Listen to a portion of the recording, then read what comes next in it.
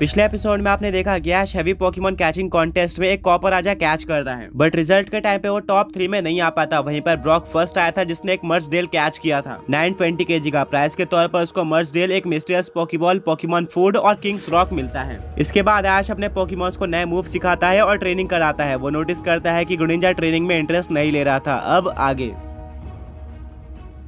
अब Pokemon master championship के लिए सिर्फ 3 दिन बचे हुए थे। ऐश ट्रेनिंग करके वापस जाने वाला होता है। वो अपने सारे पोकेमॉन्स को पोकेबॉल के अंदर लेता है, बट वो नोटिस करता है कि वहाँ पर ग्रीनिंजा नहीं था। काफी ढूंढने के बाद भी ऐश को ग्रीनिंजा देखने को नहीं मिलता। वो ये बात मिस्टी, ब्रॉक और सरीना को भी बताता है। सब एक साथ ढूंढते हैं, बट उनको कहीं पर भी ग्रीनिंजा देखने को नहीं मिलता। वो कहीं पर चला गया था। ऐश बोलता है कि हमें ग्रीनिंजा को ढूंढना होगा, मुझे बैटल में उसकी काफी ज्यादा जरूरत है। उसने काफी बड़ा रोल प्ले किया है अभी तक। सब ग्रीनिंजा को ढूंढना स्टार्ट कर देते हैं। ऐश अपने चार्जार्ड को बाहर निकालता है और वो लोग चार्जार्ड पर बैठकर हर तरफ ग्रीनिंजा को ढूंढते हैं। जब चार्जार्ड और ऐश एक फॉरेस्ट के ऊपर उड़ रहे होते हैं, तभी ऐश को एक कनेक्शन फील होता है, जो कि उसको तब फील होता था जब ग्रीनिंजा आसपास हो। ऐश बोलता है कि मुझे लग रहा है कि ग्रीनिंजा यहीं पर होना चाहिए। सब उस फॉरेस्ट में जाते हैं और ऐश को जहाँ से स्ट्रॉन्ग फीलिंग आ रही थी, सब उसी तरफ बढ़ना स्टार्ट कर देते हैं, बट उनको कहीं पर भी ग्रीनिंजा देखने को नहीं मिलता। वो लोग एक लेक के पास पहुंच जाते हैं और ऐश को फाइनली एक काफी ज्यादा स्ट्रॉन्ग फीलिंग आती है। ऐश बोलता है कि डेफिनेटली ग्रीनिंजा यहीं पर होना चाहिए। तभी उनको एक काफी तेज आवाज सुनाई देती है। वो आवाज झाड़ियों से आ रही थी। सब लोग उस आवाज को फॉलो करते हुए वहाँ पर जाते हैं और उनको देखने को मिलता है कि ग्रीनिंजा काफी सारे नॉर्डन पोकेमॉन्स के बीच में फंसा हुआ है और वो उनसे फाइट कर रहा है। ऐश ग्रीनिंजा को बचाने के लिए वहाँ पर जाने ही वाला होता है, पर तभी ब्रॉक, मिस्टी और सरीना ऐश को रोक लेते हैं। वो बोलते हैं रुक जाओ, ग्रीनिंजा अपने मर्जी से यहाँ पर आया है, देखते हैं कि वो नॉर्डन पोकेमॉन को डिफीट कर पाता है या फिर नहीं। वो स्ट्रॉन्ग बनना चाहता है और अकेले रहकर वो काफी ज्यादा स्ट्रॉन्ग हो जाएगा और इम्प्रूव करेगा।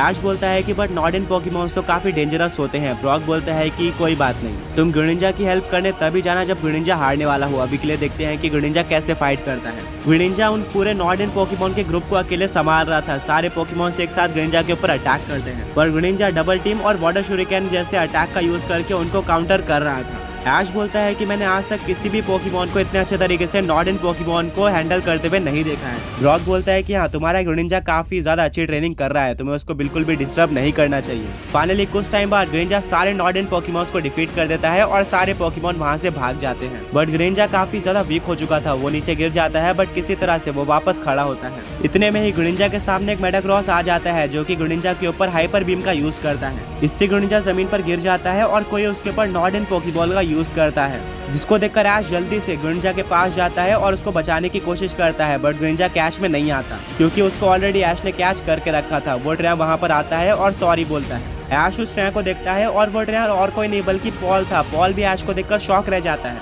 बट ये वाइल्ड में अकेले क्या कर रहा है। ऐश बोलता है कि मेरा ग्रीनिंजा अकेले ट्रेनिंग करने आया था फॉरेस्ट में, बट तुम यहाँ पर क्या कर रहे हो। पॉल बोलता है कि मैं काफी टाइम से जिम संभाल रहा था और चैलेंजर से बैटल कर रहा था, बट अब क्योंकि पोकेमॉन मास्टर चैंपियनशिप स्टार्ट हो चुकी है तो मुझे कुछ टाइम का ब्रेक मिला है। यहाँ पर कोई भी चैलेंजर नहीं आने वाला, इसीलिए मैंने सोचा कि इस ब्रेक में मैं कुछ नए और स्ट्रॉन्ग पोकेमॉन्स को कैच करूँ। मैं तुम्हारे ग्रीनिंजा को काफी टाइम से देख रहा था और उसने काफी ज्यादा अच्छी तरीके से नॉर्डन पोकेमॉन्स को डिफीट किया है, जो कि काफी ज्यादा बड़ी बात है। मैं डेफिनेटली कह सकता हूँ कि ये किसी लेजेंडरी पोकेमॉन के इतना स्ट्रॉन्ग है। ऐश सुनकर काफी ज्यादा खुश हो जाता है। पॉल बोलता है कि मैंने यही देखने के बाद इस ग्रीनिंजा को कैच करने की कोशिश करी, बट अनफॉर्चुनेटली ये तुम्हारा निकला। अब मैं किसी दूसरे वाइल्ड पोकेमॉन को कैच करने जा रहा हूँ, मैं यहाँ से चलता हूँ। तभी ग्रीनिंजा उसको रोक लेता है। ब्रॉक बोलता है कि शायद ग्रीनिंजा तुम्हें एक बैटल के लिए चैलेंज कर रहा है, वो देखना चाहता है कि तुम कितने स्ट्रॉन्ग हो। पॉल बोलता है कि अभी मेरा ब्रेक चल रहा है, बट अगर ऐसा है तो मैं कभी भी चैलेंज के लिए मना नहीं करता हूँ। देखते हैं कि तुम्हारा ग्रीनिंजा कितना ज्यादा स्ट्रॉन्ग है। ऐश बोलता है कि ग्रीनिंजा चाहता है कि यह 3 वर्सेस 1 की बैटल हो, यानी कि ग्रीनिंजा अकेले लड़ेगा, वहीं पर तुम 3 पोकेमॉन का यूज कर सकते हो। पॉल बोलता है कि मुझे ये कॉन्फिडेंस काफी अच्छा लगा, बट हाँ, मुझे 3 पोकेमॉन यूज करने की जरूरत ही नहीं पड़ेगी। ऐश बोलता है देखते हैं, बट उससे पहले ब्रॉक बोलता है कि ग्रीनिंजा नॉर्डन पोकेमॉन और मेटाग्रॉस से बैटल करके काफी वीक हो चुका है, उससे पहले उसको मैं हील कर देता हूँ। ब्रॉक पोशन का यूज करके ग्रीनिंजा को हील कर देता है और वो बैटल के लिए फुली चार्ज अप हो जाता है। बैटल स्टार्ट होती है। ऐश अपने ग्रीनिंजा को सेंड करता है, जो कि बॉन्ड इवॉल्व हो जाता है ऐश ग्रीनिंजा में। वहीं पर पॉल सेंड करता है चैंपियन को, जिसको देखकर सब काफी ज्यादा इंप्रेस हो जाते हैं। ब्रॉक बोलता है कि इस पोकेमॉन को तो मैं पहली बार देख रहा हूँ, क्या तुम इसके बारे में हमें इन्फॉर्मेशन दे सकते हो। पॉल बोलता है कि हाँ, ये एक ईवी का इवोल्यूशन है, जो कि नॉर्दर्न रीजन में पाया जाता है। ये फाइटिंग टाइप का है और one of the strongest evolution है। ऐश बोलता है कि इवोल्यूशन इंटरेस्टिंग, इससे बैटल करने में तो काफी ज्यादा मजा आने वाला है। बैटल स्टार्ट होती है। पॉल अपने चैंपियन को हाई जंप किक यूज करने बोलता है, जो कि गुनिंजा के ऊपर लग जाता है और उसको डैमेज पड़ता है, बट इसके काउंटर में गुनिंजा यूज करता है आइस बीम का, जो कि चैंपियन पर लग जाता है, जिससे वो जम जाता है और अब वो मूव नहीं कर पा रहा था। इसका फायदा उठाते हुए ऐश अपने गुनिंजा को जायंट वर्ल्ड शूरिकेन यूज करने बोलता है। गुनिंजा बिल्कुल ऐसे ही करता है और चैंपियन पर जायंट वर्ल्ड शूरिकेन लग जाता है, जिससे काफी बड़ा एक्सप्लोजन होता है और हमें देखने को मिलता है कि चैंपियन हार गया है। ऐश हंसने लगता है और बोलता है कि ये तो 2 ही अटैक में हार गया। पॉल बोलता है कि मैंने चैंपियन को ऐसे ही भेज दिया था, मैंने इसको रिसेंटली इसी फॉरेस्ट में कैच किया है। असली मैच तो अब स्टार्ट होगा। पॉल अपने सेकंड पोकेमॉन की तरफ भेज देता है सूडो लेजेंडरी पोकेमॉन मेडाक्रॉस को।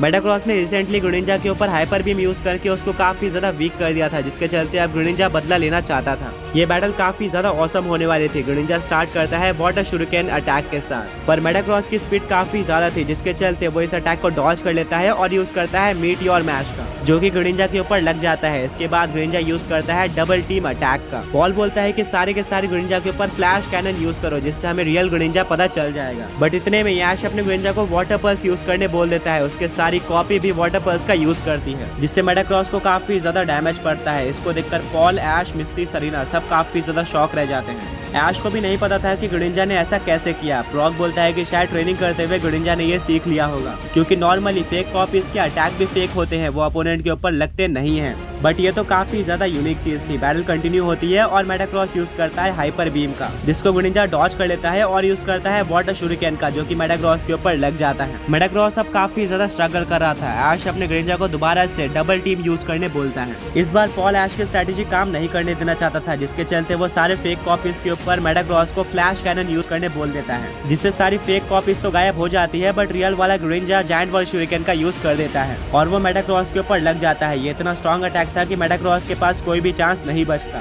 और वो हार जाता है। गुनिंजा ने सिंगल हैंडेडली पॉल के 2 पोकेमॉन्स को डिफीट कर दिया था। पॉल बोलता है कि मानना पड़ेगा, तुम्हारा गुनिंजा काफी ज्यादा स्ट्रॉन्ग है, बट अब मैं अपने सबसे स्ट्रॉन्ग पोकेमॉन को भेजने वाला हूँ। देखते हैं तुम्हारा गुनिंजा इसको डिफीट कर पाता है या फिर नहीं कर पाता। पॉल अपने लास्ट पोकेमॉन को निकालता है और भेजता है इलेक्ट्रिक टाइप पोकेमॉन इलेक्टिवायर को। ये पॉल का सिनो एस पोकेमॉन है, जिसने सिनो रीजन में ऐश को काफी बार हराया था। अब देखना यह था कि गुनिंजा इलेक्टिवायर को डिफीट कर पाएगा।